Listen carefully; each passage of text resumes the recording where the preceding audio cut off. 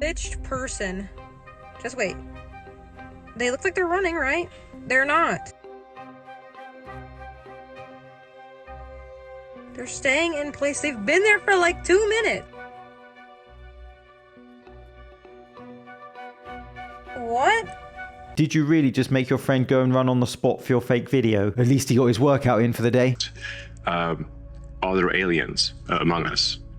And I'll say that I am one, but...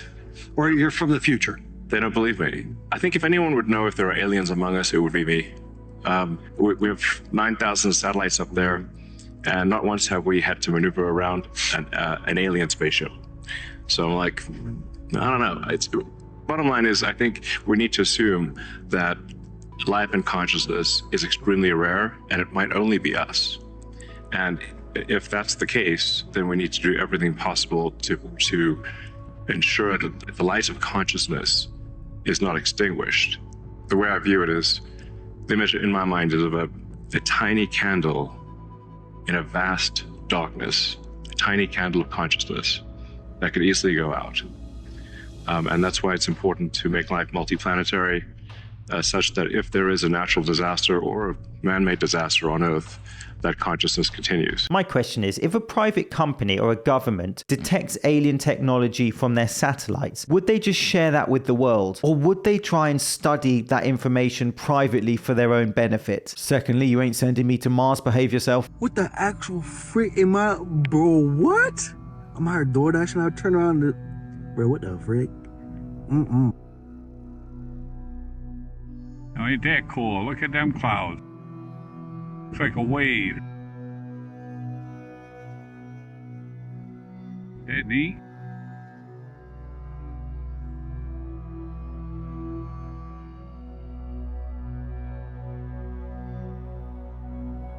The sky just went Nintendo 64. Come on now, when the clouds look like that doodle you draw when you're boarding class, I have questions. Gap is getting paid by Sam Altman for your biometric information. I thought you should know that.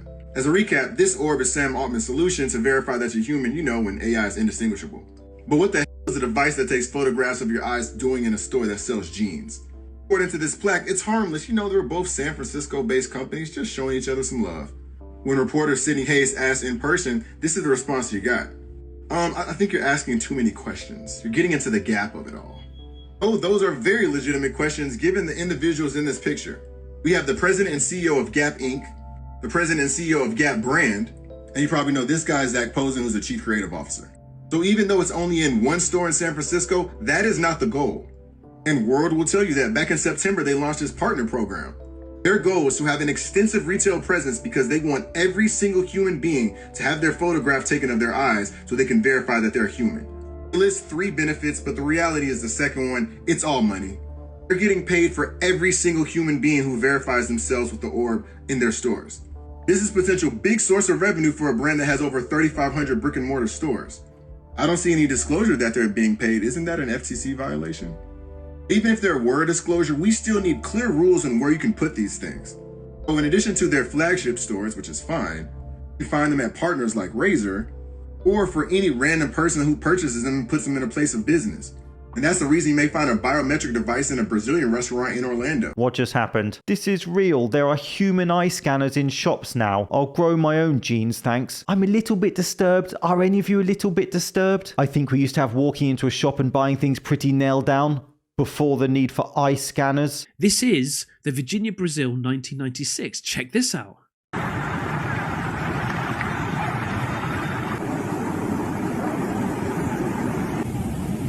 Look, it's smoking. It's crash landing. Look at the thing.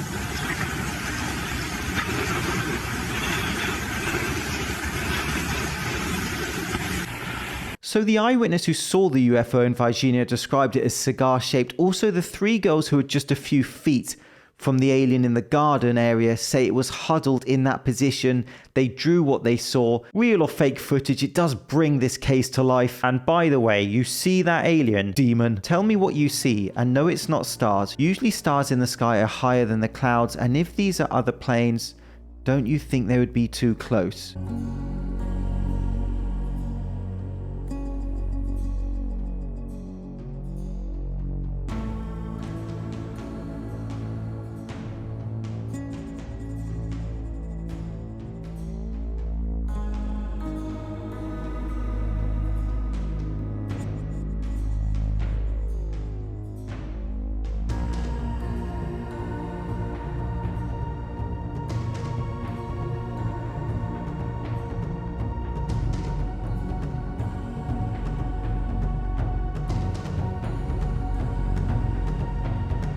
You may want to stop filming and call the flight attendant. This is in western sky above Phoenix. What is it? Aliens, but I'm probably not the best person to ask.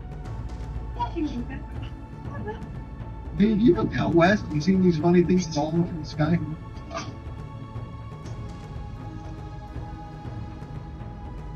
Walk out your door and look to the west. There's these funny blue wings falling from literally from the sky. There's been about 3 of them, 4 of them falling. Is all I'm saying. And I went even into a place somewhere in the United States where they can manipulate space and time, and I could see what they can do. That's when I went, wow. I saw different doors, right? 2090, the year 2090. I saw the year 2050. I saw the year 1940, and I saw the year 1550. These different doors, right? They had the dates on top. And what I saw was Nordic beings that looked like us. They were in charge of this technology that can go to different times. And we saw people coming back from the 2090s, coming back like with futuristic type of technology and clothes. And they take off their clothes, they go through a tube thing for cleansing, and they come back and they go to another year. The guy that was with me, he said, "Let me get we need to get the hell out of here. We can't see this. We need to get the heck out of here, because what we're seeing, I don't think we should be." I always ask this, if you could time travel, when and where would you go? I had a great comment in a previous video where someone said they would go to see the pyramids being built, to see how they did it. Where would you go? Celebrities are using liquid crystal technology to be able to shapeshift and change. That's the claim of this YouTuber whose name is Offshoot1008, and he does some amazing painstaking work. His belief is that there is a technology that they use in their hair and they put on their skin, and that essentially allows them, a bit like a chameleon, that's how chameleons are able to change. So it's a real thing. These reptiles are already doing it. So if we took it a step further, why wouldn't a reptilian race have the ability to shapeshift as well, using this liquid crystal technology? And if you can see in his videos, if you want to go ahead, take a look, is on YouTube, you can actually see when he slows it down, you can see the eyes change when they open their mouth. Worst Jurassic Park ever. Here are the comments under the video. Expose every one of them. This channel is criminally underrated. Sharing the Truth, great channel. Let's have a look at that Justin Bieber clip again. You see, it all makes sense now. If there is such a thing as liquid crystal technology, I'm pretty sure Hollywood will be all over that. Law of attraction.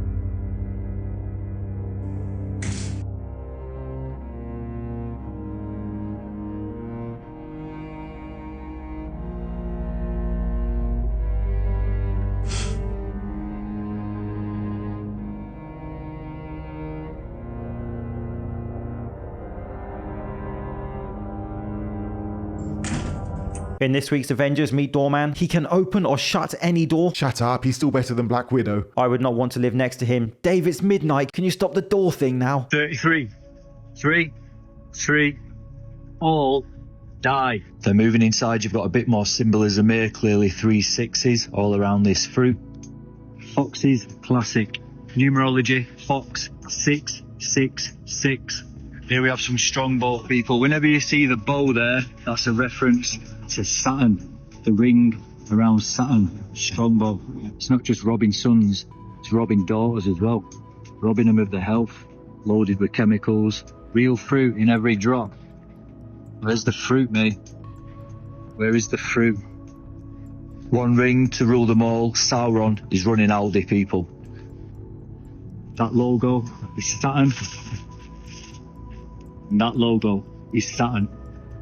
Now, Coca-Cola is a little bit more difficult to spot because it is inverted, but clearly we've got the 6s all along here. When you look at it like this, you might not notice it, but if you invert it, 6, 6, 6. Well, he's right about the gunk in those drinks. I will reserve judgment about those other claims. Nobody talks about the Bermuda Triangle anymore. Yeah, did you hear that they found an underwater UFO base in the Bermuda Triangle? For decades, we've all been wondering what really happens down there. People have blamed things like rogue waves, compass errors, methane bubbles, all of which have caused the disappearance of dozens of ships and planes over the years. But the truth might be way more concerning, because according to an alleged whistleblower leak, the Bermuda Triangle isn't just a ship and plane graveyard. It might just be home to this cloaked UFO facility that may have gotten here through a dimensional portal. Apparently, this isn't even just a base, it's an automated non-human intelligence factory that 3D prints UFOs custom built for different mission types. And it's believed to have been there for thousands of years, powered by massive crystal pyramids on the ocean floor. Now, this all sounds pretty out there, but maybe this could explain things like the electronic fog phenomena that pilots like Bruce Gernon have talked about over the years, along with time anomalies, compasses going haywire, and flights arriving way too early or way too late from their schedule, like time got bent somehow, even though the trip felt normal to the pilot. So if you've ever wondered why Flight 19 vanished or why navigational instruments have been reported to just shut off on ships and planes, well,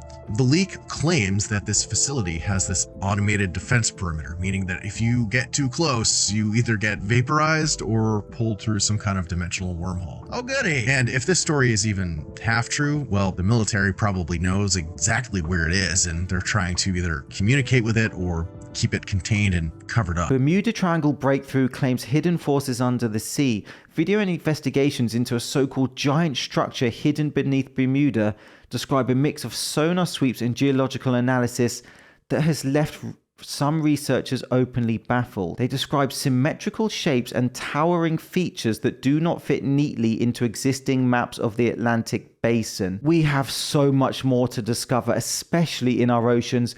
It does seem like something really strange is happening at the Bermuda Triangle. There's scary things in lakes all of the time, but this might be the worst one. So this is Kim Davidson. This photo was taken in Australia in a swimming hole. I'm not for sure which one, but she has this child, this one, and this one. She was there swimming with her friend, but when the friend took the photo, they didn't see this at the time, but then looking at it later, this showed up.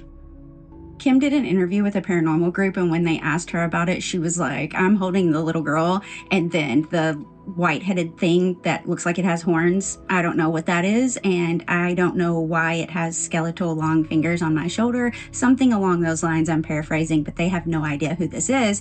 Well, then they started like digging into who it could possibly be, and they came across this. On November 23rd, 1913, a teenager named Doreen O'Sullivan in an Australian swimming hole. The same one. Here it is with the image inverted, and you can see all of the other children have, you know, faces, and that one doesn't, so. And that is why I only swim in overly chlorinated pools that smell of wee. I'm not sure that one can be explained as a camera effect.